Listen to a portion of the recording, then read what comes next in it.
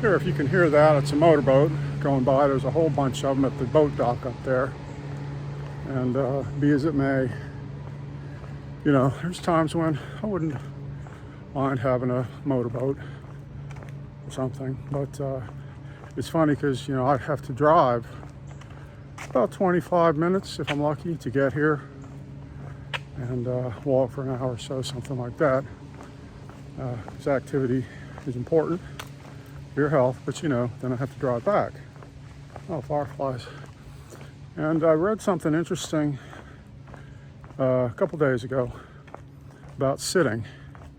And they basically, well, let me back up a minute. Cigarettes, for example.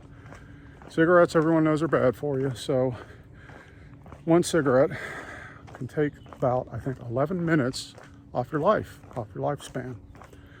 Well, guess what? Sitting for 1 hour takes 2 hours off your lifespan. The negative effects on your body, your circulation, heart, everything else, bodily processes, is highly negative. So, for example, if you have the kind of job where you sit 6-8 hours a day, something like that, well, 6 hours a day is 12 hours off your life. So 2 days of that, you took 1 day away. So anyway, I've tried to avoid sitting as much as I can and get as much activity as possible.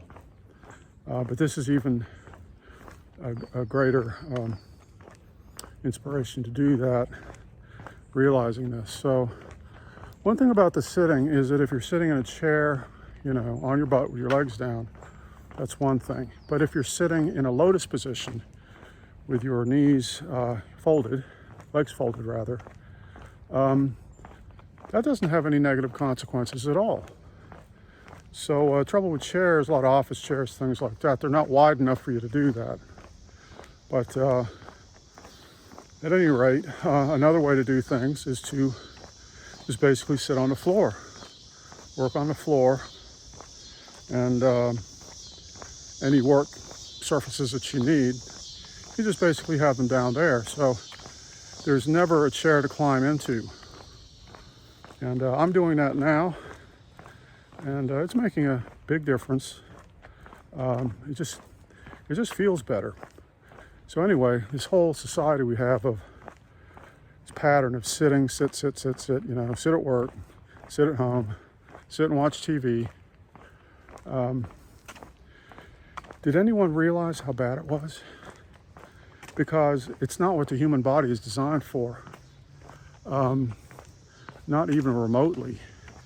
It's essentially the worst possible, one of the worst possible positions that you could get into. Because when all your body weight is pushing down on your buttocks and the back of your legs, it's basically cutting off the circulation, cutting off the flow of energy. So if you look at native peoples, Aboriginal peoples, things like that, they basically, you know, sat on the ground or squatted or stood, but mainly they were in constant movement.